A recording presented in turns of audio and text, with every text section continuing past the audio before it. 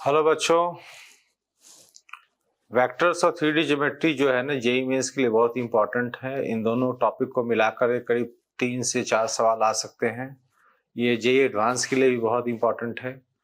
तो vectors 3D के अंदर हम लोग कुछ प्रैक्टिस करते हैं अभी, जिससे कि आपका जेईई मेंस के लिए फ्रीडम आ जाए, आपको आराम से आप क्वेश्चन सॉल्व कर सकें। उसके अंदर दोनों चैप्टर्स इंटरकनेक्टेड है, तो इसके जस्ट बाद हम लोग 3D ज्योमेट्री भी लेंगे।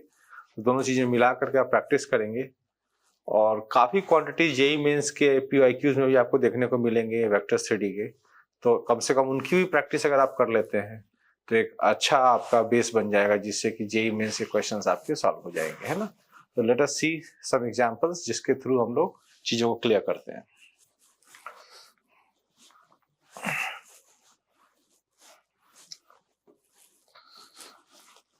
अब जैसे हम लोग का पहला क्वेश्चन क्या है कि A and B are two unit vectors forming an acute angle, ठीक है।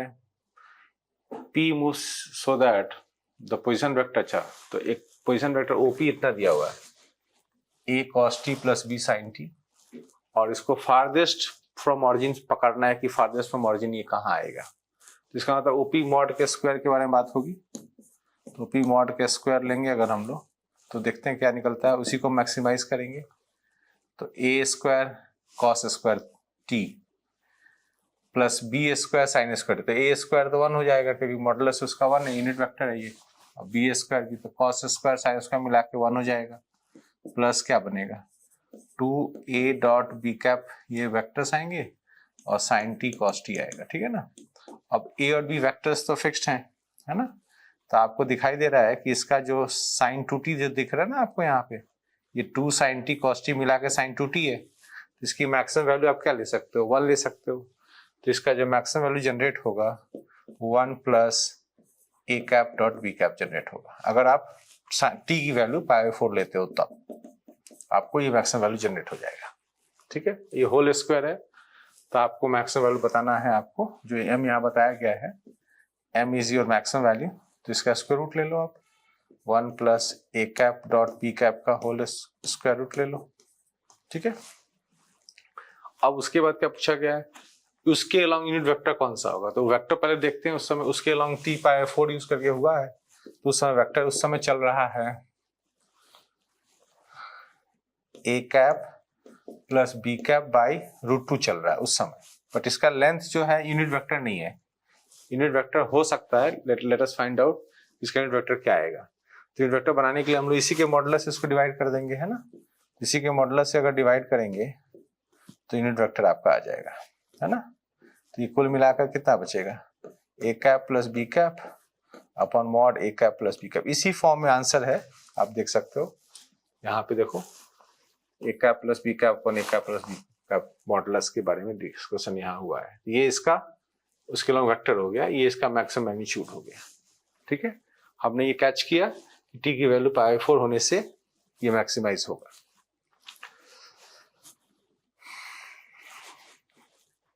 A vector A has components 2p and 1 with respect to a rectangular Cartesian system। तो एक वेक्टर इसका दो कंपोनेंट 2p और 1 दिखा रहा है, मतलब 2pi प्लस j टाइप का वेक्टर है ये।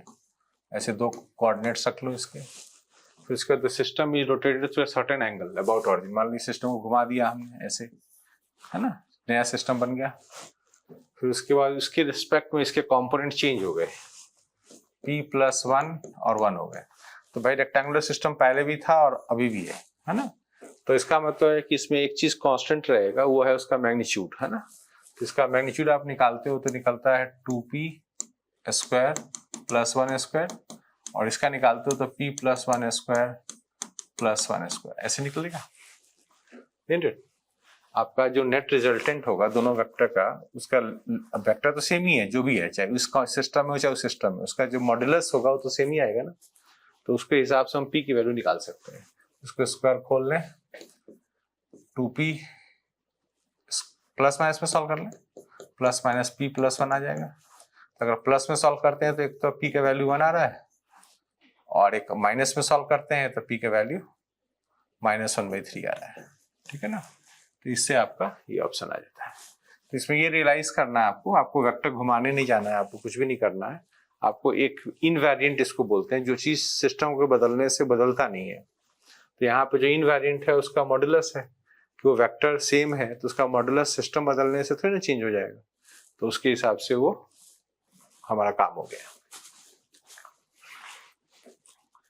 In triangle OAB is the midpoint of BO. तो first of all we should draw a diagram. एक मान लो हमने एक वेक्टर OAB ले लेते हैं हम लोग ऐसे। E is the midpoint of BO. Okay. D is a point on AB so that AD is to DB. 2:1. ये 2:1 में ठीक है। OD and AE intersect. OD and AE intersect ठीक है at P. Ratio OP is to PD चाहिए है ना, तो OP इज टू PD हम लोग मान लेते हैं लैम्डा, है ना, ये रेशियो लैम्डा, तो लैम्डा इज टू 1 में लेकर हम सेक्शन फॉर्मूला ले सकते हैं यहाँ पे, और इधर से भी ले लेंगे AP इज टू P को भी ले लेता हूँ मैं mu is to 1 AP is to P को, ठीक है ना। अब अच्छा पहले वेक्टर सेट करते हैं, तो ये मान लो ऑरिजिन रख लेते हैं, इसको नाम से अच्छा लग रहा है, A रख लें, इसको B रख लें, ये मिड पॉइंट था तो ये B/2 हो जाएगा, ये 2:1 में सॉल्व कर लें तो A + 2B/3 आ जाएगा, ये D का पोजीशन वेक्टर, सेक्शन फॉर्मूला लगाए A + 2B/3 हो जाएगा, ठीक है ना। तो अब हम लोग क्या करेंगे, इस कॉमन पॉइंट का पोजीशन वेक्टर दोनों तरफ से लिखेंगे, है ना। तो कैसे लिखे हम लोग, लैम्डा इज टू 1 के पॉइंट ऑफ व्यू से लिखे, तो लैम्डा इंटू A + 2B/3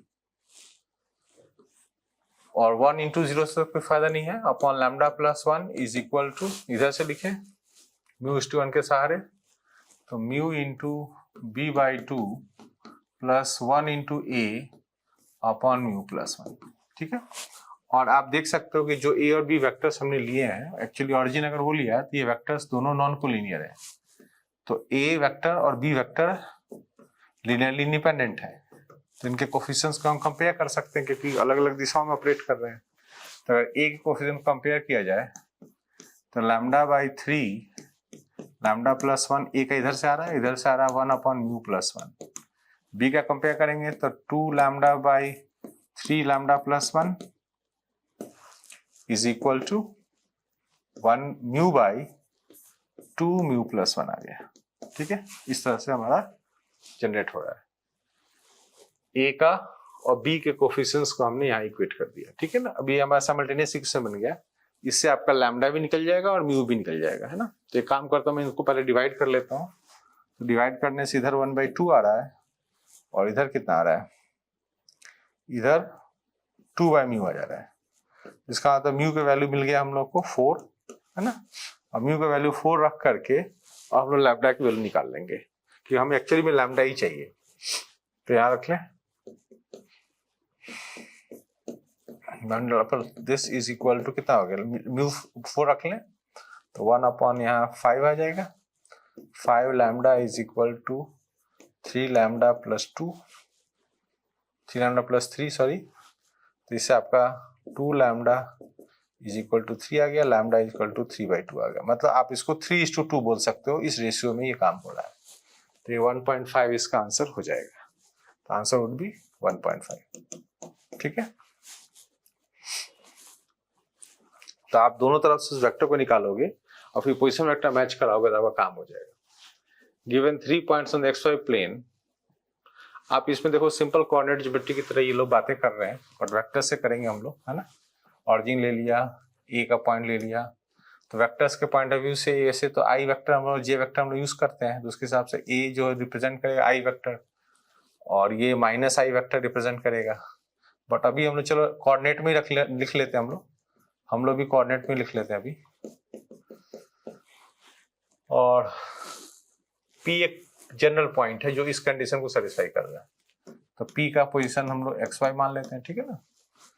तो अगर इन्होंने वेक्टर में लिखा है PA, तो PA का क्या मतलब हुआ, आप सोचो PA का मतलब क्या हुआ, PA का मतलब हुआ A का जो पोजीशन वेक्टर है और जो P का पोजीशन वेक्टर है, इसको ऐसे घटाना पड़ेगा, ऐसे PA के लिए, तो उसमें हम लोग क्या घटाना पड़ेगा, 1 - x, अगर वेक्टर लिखें तो I लिख लेते हैं, I और J वेक्टर हम यूज करेंगे क्योंकि ये परपेंडिकुलर सिस्टम है ना, इधर I इधर J यूज करेंगे, तो ये PA का मतलब क्या हुआ, दिस माइनस वाई जे, ऐसे आ गया पी ए।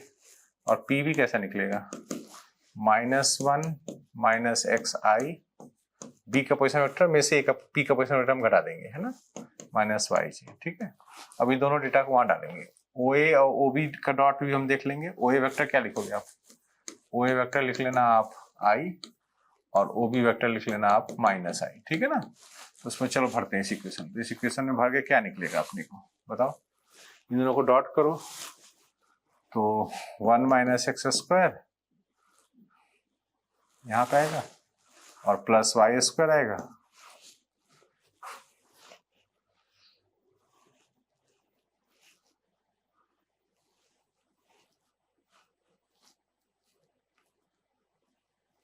प्लस कितना दिखा रहा है, प्लस ये -3 आ जाएगा, इज इक्वल टू 0। मुझे लगता है इसमें कुछ साइन का प्रॉब्लम आ गया, माइनस साइन। जैसे इन दोनों में ये एक्स स्क्वायर -1 लग रहा है क्या,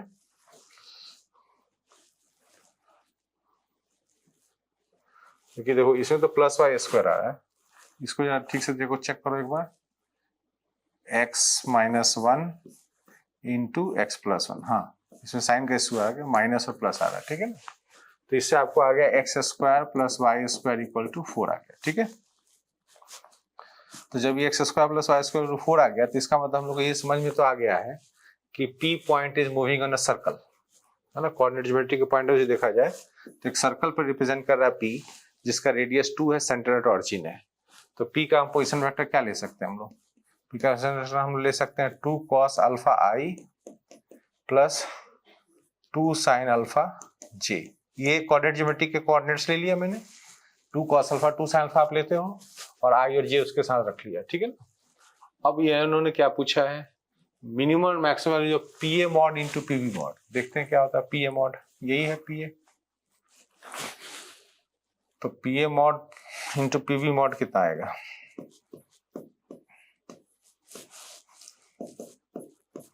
तो इसमें 1 माइनस 2 cos अल्फा का whole square plus 2 sin alpha का होल स्क्वायर हो जाएगा अंडर रूट, और इसमें क्या हो जाएगा 1 प्लस 2 cos अल्फा का whole square plus 2 sin alpha का होल स्क्वायर। ठीक है, इसको थोड़ा सिंप्लीफाई करेंगे हम लोग, यहाँ से 2 cos square 4 cos square 4 cos square मिला के 4 हो जाएगा, एक 5 हो जाएगा, 5 माइनस 4 cos अल्फा यहाँ दिख रहा है, और इसको दोनों स्क्वायर रूट को मैं मिला लेता हूँ, 4 5 प्लस 4 cos अल्फा यहाँ दिख रहा है, अंडर रूट आ जाएगा। ये कितना हो गया 25 माइनस 16 cos स्क्वायर अल्फा।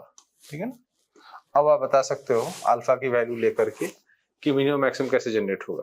तो अगर cos स्क्वायर अल्फा अगर हम 1 यूज करेंगे तो मैक्सिमम वैल्यू जनरेट होगा, है ना, और अगर सॉरी मिनिमम वैल्यू जनरेट होगा क्योंकि वो ज्यादा घटाएगा, और अगर हम लोग उसको cos अल्फा की वैल्यू 0 लेंगे तो मैक्सिमम वैल्यू जनरेट होगा। तो इसका मैक्सिमम कितना आएगा जब उसको 0 लोगे, तो ये √25 से 5 आ जाएगा, है ना। एम स्क्वायर की बात कर रहे हैं लोग शायद, एम स्क्वायर मतलब उसके मॉडुलस के स्क्वायर की बात कर रहे हैं, तो इसकी मॉडुलस हो गया, अब इसके स्क्वायर की बात कर रहे हैं, तो एम स्क्वायर 5 आ जाएगा। नहीं, एम स्क्वायर 5 नहीं आएगा, एम स्क्वायर 25 आएगा, क्योंकि उसका स्क्वायर करके भी तो निकालना हमें। और मिनिमम वैल्यू जो आएगा हमारा, मिनिमम का स्क्वायर कितना आएगा, मिनिमम तो आ रहा था ऐसे 25 माइनस 16 मतलब √9 आ रहा था, तो √9 का स्क्वायर चाहिए, इनको तो 9 चाहिए, तो दोनों को ऐड कर दोगे तो आंसर 34 हो जाएगा। ठीक है, तो बेसिकली थोड़ी कोऑर्डिनेट ज्योमेट्री और वेक्टर्स दोनों मिक्स करा हुआ है इन्होंने सिंबल्स, बट आप दोनों चीजों का लाभ उठा सकते हो। कोऑर्डिनेट आप जानते ही हो, सर्कल के इक्वेशन से ये लोगों ने कोऑर्डिनेट उठाने की कोशिश करी है। अगर आप ये पोलर ये पैरामेट्रिक फॉर्म में अगर आप इसको लिखते हो आप कोऑर्डिनेट्स को, तो आपके एक्सप्रेशन आसान बनते हैं और ये मैनेजेबल है।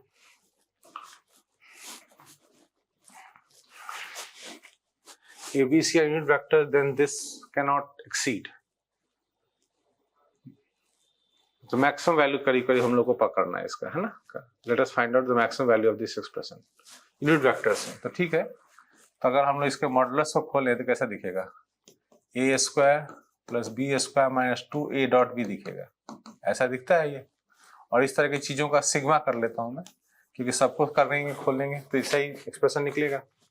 जिसमें से आप ये देखो ये मॉडुलस में 1 और 1 हो जाएंगे, तो ये 1 मिला के ये 2 हो गए, 2 माइनस 2 ए डॉट बी बच गया, ठीक है ना।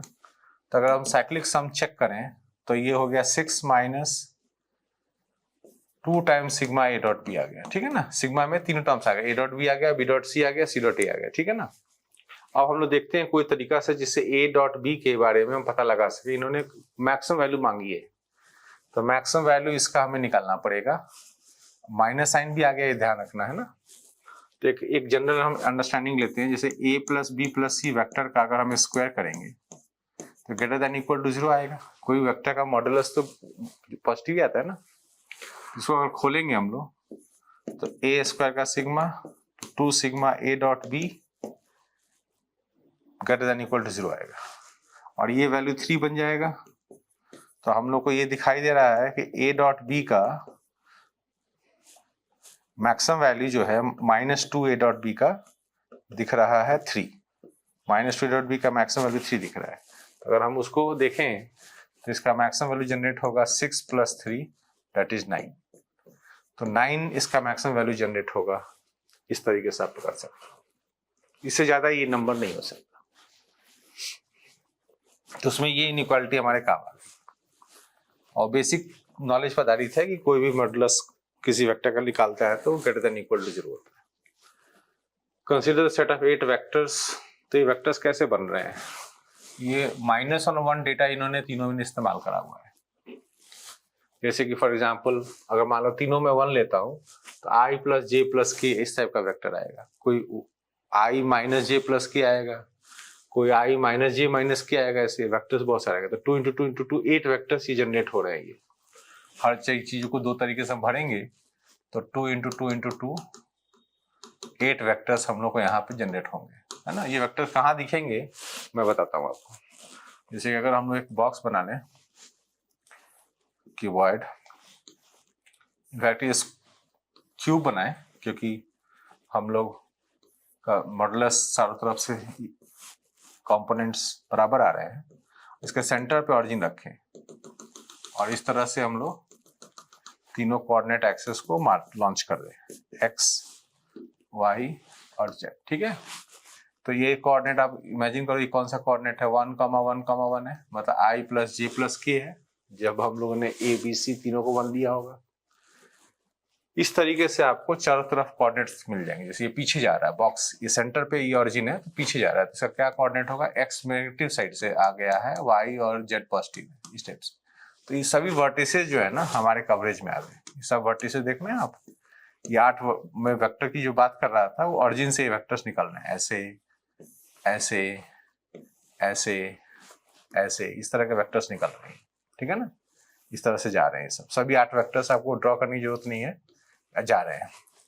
अब ये इन्होंने क्या पूछा है कि आप इन सभी वेक्टर्स में से 3 नॉन कोप्लर वेक्टर ढूंढें, इसके अंदर काउंट करें। तो हम लोग क्या करेंगे, 8 में से जनरली 3 तो ले लेंगे कोई भी रैंडम, और इसमें से नंबर ऑफ कोप्लर वेक्टर्स घटा देंगे, ठीक है ना, क्योंकि हमें नॉन कोप्लर चाहिए। अब ये पता लगाना पड़ेगा कि कोप्लर वेक्टर जनरेट कैसे होते हैं, है ना। तो आपको यहाँ पे देखने को मिलेगा, जैसे कि फॉर एग्जांपल आपको मैं दिखाता हूँ, एक प्लेन देखने को मिलेगा इसमें जिसपे 4 वेक्टर्स हैं। जैसे फॉर एग्जांपल जैसे इसको मैं ऐसे ज्वाइन कर लेता हूँ, ऐसे समथिंग लाइक दिस। इस प्लेन पे आप नोटिस करो कौन कौन वेक्टर्स हैं। एक तो वेक्टर ये है, एक वेक्टर ये है, एक वेक्टर ये है और एक ये चौथा वेक्टर है। तो अगर ये 4 वेक्टर इस प्लेन पे बैठे हैं, है ना, तो इन 4 में से अगर मैं 3 सेलेक्ट करता हूं तो कोप्लेनर वेक्टर बनेगा, है ना। तो मुझे क्या करना चाहिए, मुझे ऐसे प्लेन्स ढूंढने चाहिए जिसपे इस तरह के 4-4 वेक्टर्स बैठे हैं, है ना, और उसमें से हम सिलेक्शन घटाएंगे 4c3। अब इसमें कितने प्लेन्स हैं ऐसे ये बता सकता हूं मैं आपको। जैसे इस एज से हमने एक प्लेन लिया ऐसे, इस एज से एक प्लेन लेंगे वैसे, इस एज से कैसे लेंगे, उस एज से, मतलब हर एज से हम एक प्लेन बनाएंगे, समझ बात को। जैसे इस एज पे हमने एक प्लेन बनाया ऐसे नीचे जाते हुए डायगोनली, इस एज पे एक बनाएंगे ऐसे जाते समय, ऐसे जाते समय, ऐसे जाते समय। तो चारों तरफ से एक एक हम लोग प्लेन निकालेंगे जो डायगोनली जा रहे हैं, जिसके ऊपर 4-4 वेक्टर्स बैठे हैं। तो 4c3 × 4 केसेस आ जाएंगे। तो कितने हो गए ये 8c3 कितना होता है 8 इंटू 7 इंटू 6/6 माइनस 4c3। ये 4 ही प्लेन्स है कि और भी प्लेन्स है एक बार देख लो आप। एक प्लेन और दिख रहा है मुझे, एक प्लेन और दिख रहा है, देखो 6 प्लेन्स है एक्चुअली। वो प्लेन बना के दिखाता हूँ मैं आपको। एक प्लेन आप ऐसा बना सकते हो, यहां से आ रहा है और ऐसे आ रहा है, ऐसे इस तरीके से, ऐसे इस टाइप से, ऐसे मतलब उसको आधा कर दिया ऐसे, और एक इधर से जाते समय ऐसे, तो 2 इधर से भी मिल जाएंगे। एक पिंक प्लेन इधर से भी आ जाएगा ना, इस वाले एज पे चल करके उस तरफ जाते समय, उस तरफ जाते समय उसके ऊपर भी 4 वेक्टर है ना।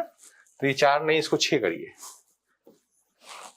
तो 4 इंटू 6 करेंगे हम लोग, तो टोटल कितना हो गया 56 माइनस 24 विच इज 32, और ये हो जाएगा 2 का पावर 5, आंसर इज 5। ठीक है ना। तो आपको ये देखना पड़ेगा, इमेजिन करना पड़ेगा कितने प्लेन्स हैं जिसपे बहुत सारे वेक्टर्स बैठे हैं। इनफैक्ट सब पे 4-4 वेक्टर्स ही बैठे हुए दिख रहे हैं हम लोगों को।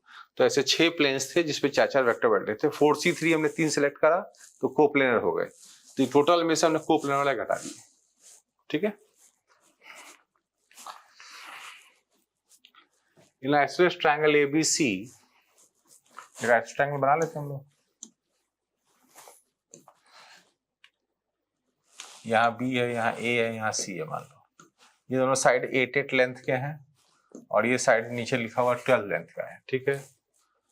और 1:3 में कौन सा साइड डिवाइड हुआ है AB 1:3 में डिवाइड हुआ है।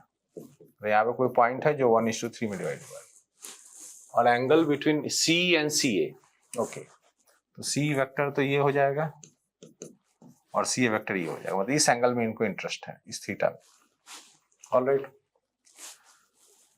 तो हम लोग कुछ वेक्टर्स लेते हैं जनरली ऐसे काम के लिए। तो जैसे C से वेक्टर ओरिजिनेट हो रहा है तो मैं C को ओरिजिन प्रेफरेबली ले लेता हूँ, इनको B ले लेता हूँ, इनको A ले लेता हूँ। ठीक है ना। E का पोजीशन वेक्टर क्या आ जाएगा बताओ, 3A प्लस B/4 आ जाएगा। E का पोजीशन वेक्टर कैसे आएगा, सेक्शन फॉर्मूला लगा लेंगे A और B के बीच में। ठीक है। अब हम लोग को ये वेक्टर और इस वेक्टर के बीच में डॉट प्रोडक्ट करने से एंगल निकलेगा, बट हमें लेंथ की आवश्यकता पड़ेगी। तो इसकी लेंथ हमें मालूम है, इसकी लेंथ जरूरत पड़ेगी, इसकी लेंथ C की लेंथ जरूरत पड़ेगी। तो C की लेंथ हम कैसे निकाल सकते हैं, या तो हम मॉडुलस से कॉन्सेप्ट से निकालें जो वेक्टर का है, या इवन चाहें तो आप कोसाइन रूल लगा सकते हैं। जैसे कि आपको अगर एसओटी के फॉर्मूले मालूम होते, आपको पता है 1:3 के चक्कर में ये साइड लेंथ आपका कितना हो जाएगा, 6 हो जाएगा, है ना। और ये एंगल आप निकाल सकते हो 8 और 12 के हेल्प से, और फिर उसके बाद कर। बट मैं वैसे नहीं करूंगा, मैं क्या करता हूँ कि वेक्टर्स ही लगाता हूँ मैं, आप देख लेना उसके हिसाब से कैसे करते हैं हम लोग। ठीक है ना। इसमें क्या क्या जानकारी दिया हुआ है आपको, तो A मॉडुलस B मॉडुलस दिया हुआ है। ये मॉडुलस कितना है 12 है, B का मॉडुलस आपका 8 है, और साथ में A माइनस B का भी मॉडुलस 8 है।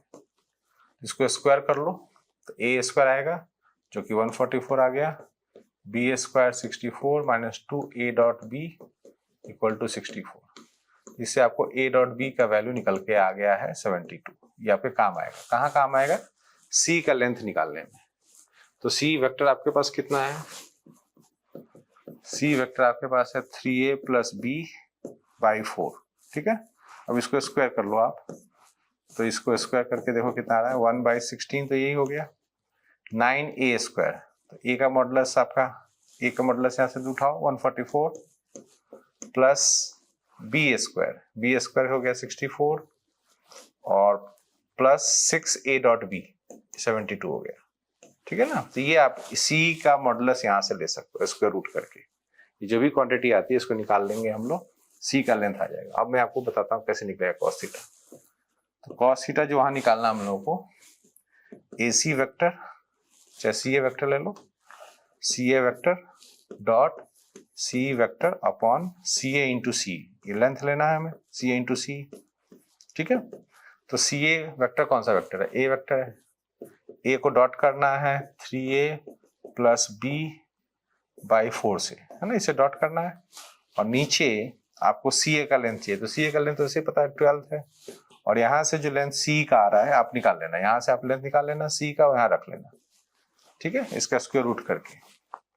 और आपको ऊपर में क्या सॉल्व करना है फर्दर, ऊपर में कुछ खास नहीं, 1/4 है, 3 टाइम्स a डॉट ए का मतलब a 12 स्क्वायर 144, और a डॉट बी भी आपको पता ही है 72, ठीक है ना। ये ऊपर लिख लिया, नीचे 12 लिख लिया, और c जो है इसका स्क्वायर रूट यहाँ पे लिख दिया। इसका स्क्वायर रूट करेंगे तो 1/4 अंडर रूट, ये वाला एक्सप्रेशन आ जाएगा। थोड़ा बड़ा दिख रहा है बट इसको आप सिंप्लीफाई कर लेना, कॉमन लेके सिंप्लीफाई करना, पूरा ऐड करने की जरूरत नहीं है, कॉमन लेके सिंप्लीफाई कर लेना। तो ये जो एक्सप्रेशन देगा आपको cos थीटा की वैल्यू देगा, तो होली आप सिंप्लीफाई करके देखना इतना आ रहा होगा, ठीक है। तो इसमें हम लोगों ने वेक्टर्स के हेल्प से ही करा, बाकी तो ये क्वेश्चन इस तरह से दिख रहा है, जो सॉल्यूशन ऑफ ट्रायंगल के कोसाइन रूल के फॉर्मूले वगैरह जानते हैं उनसे भी हो जाएगा।